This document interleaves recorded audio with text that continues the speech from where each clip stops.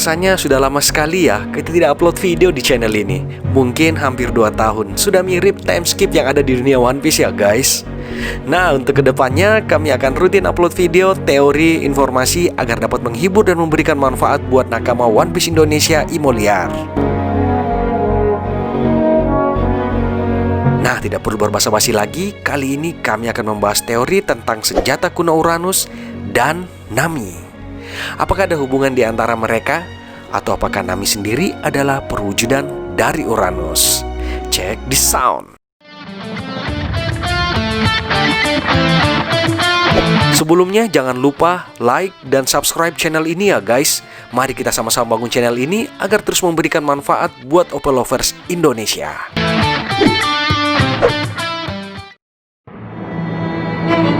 Sedikit membahas tentang Uranus, salah satu dari 3 senjata kuno yang disebutkan dalam dunia One Piece selain Pluton dan Poseidon. Uranus dalam bahasa Yunani berarti langit, dan juga nama penguasa langit dalam mitologi Yunani. Kalau dari ceritanya, Uranus dalam mitologi Yunani adalah dewa langit yang merupakan putra sekaligus suami dari Dewi Bumi yang bernama Gaia. Mereka memiliki 6 putra. Dikabarkan Uranus membenci semua putranya. Ketika putra-putranya tumbuh dewasa, salah satu putranya memotong bagian tubuh Uranus sehingga jatuh ke bumi, tepatnya di lautan. Nah, dari bagian tubuh Uranus ini terciptalah yang namanya Dewi Aphrodite.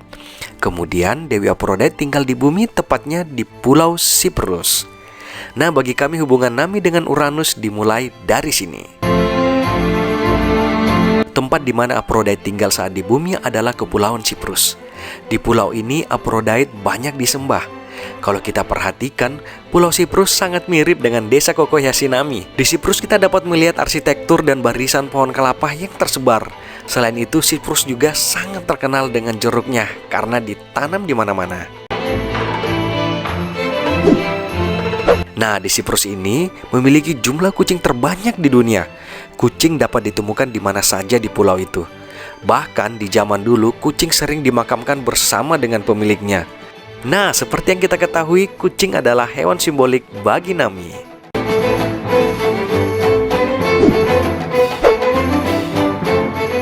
Dewi Aphrodite dapat merayu siapapun. Nah, kita nilai dari garis utamanya saja, yaitu Nami dan Robin. Keduanya dikatakan sangat cantik, tetapi ketika kita melihat lebih dekat, kita akan menyadari sesuatu yang istimewa pada Nami. Pria di One Piece sering hanya mengagumi kecantikan Robin, tetapi selalu jatuh di depan Nami.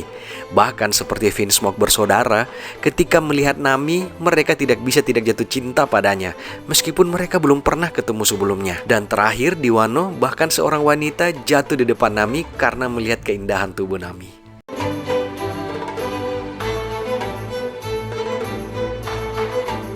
Nah, sebenarnya masih banyak lagi kesamaan antara Dewi Aphrodite dan Nami. Misalnya, warna rambutnya warna orange, sampai dengan arti nama mereka yaitu gelombang. Kita tinggalkan dulu kesamaan mereka, karena kalau dibahas satu-satu durasi videonya terlalu panjang ya guys.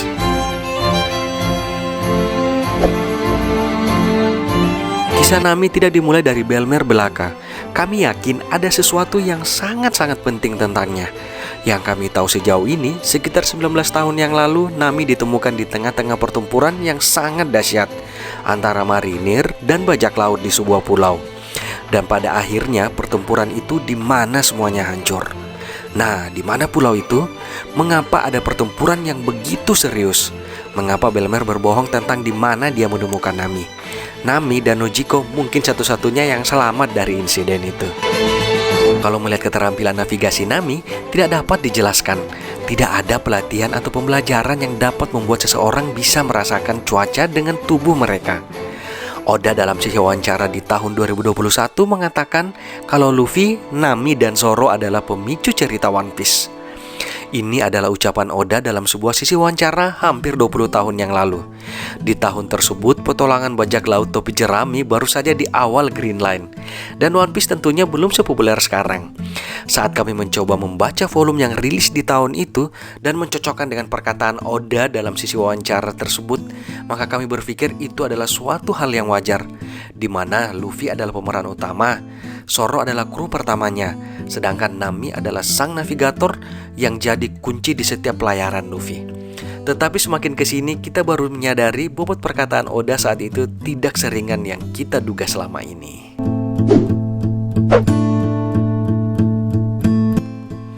Dimulai dari Art Skype, kami benar-benar berpikir kalau Nami berasal dari langit, mungkin keturunan Birka. Oda berkata dalam SBS jika di kehidupan nyata, Nami adalah orang Swedia, dan kebetulan salah satu pemukiman tertua di Swedia disebut Birka. Masih ingat nggak guys, interaksi antara Nami dan Enel yang juga berasal dari pulau langit yang bernama Birka? Sangat menarik. Bagi seorang seperti Enel, rasanya sungguh aneh menyuruh Nami untuk melupakan orang-orang rendahan seperti kru topi jerami dan mengajaknya untuk naik ke kapal Maxim, pergi ke dunia impian tempat Enel yang akan berkuasa. Nah, petunjuk lainnya, Nami juga satu-satunya orang yang mampu mengendarai Skyweaver, yang penduduk Skype pun membutuhkan waktu sekitar 10 tahun untuk belajar. Nah, selain itu, lukisan kuno yang ada di dinding di bulan sangat mirip dengan tongkat cuaca milik Nami. Selanjutnya, Art Fishman Ashland. Sangat menarik pertemuan pertama antara Shirahoshi sang Poseidon dengan Nami. Masih ingat kata Shirahoshi kepada Nami saat pertama kali bertemu? Meskipun kita baru saja bertemu untuk pertama kalinya, tetapi entah kenapa aku merasa nyaman berada di dekatmu.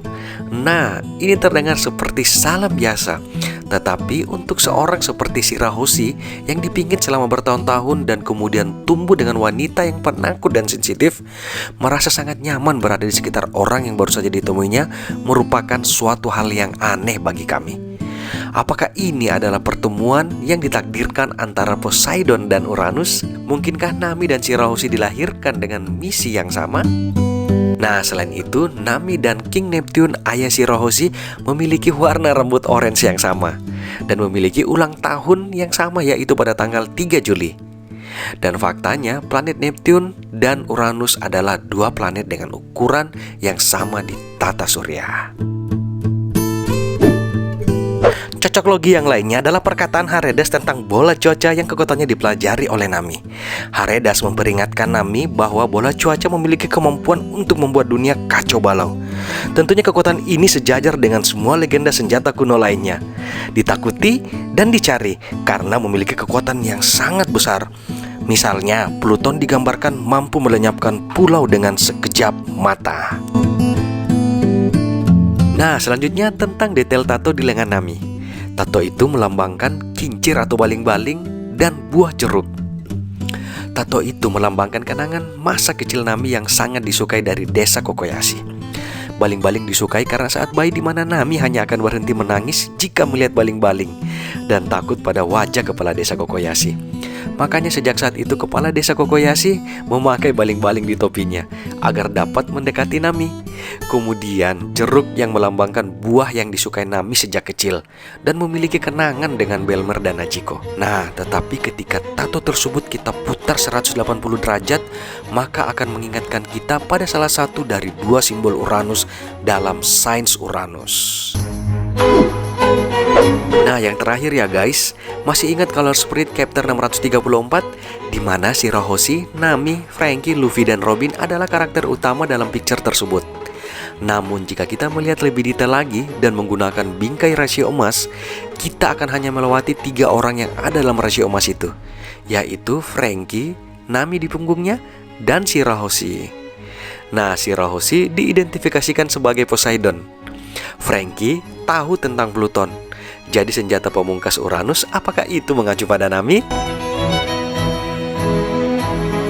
Nah, tentu saja ini hanya teori, jadi bisa jadi benar atau bisa jadi salah. Bagaimana pendapat kalian? Apakah senjata kuno Uranus benar-benar adalah Nami? Silahkan kita diskusikan di kolom komentar ya guys. Jangan lupa like dan subscribe video ini ya. Dan sampai jumpa di video-video kami selanjutnya. Thank you guys.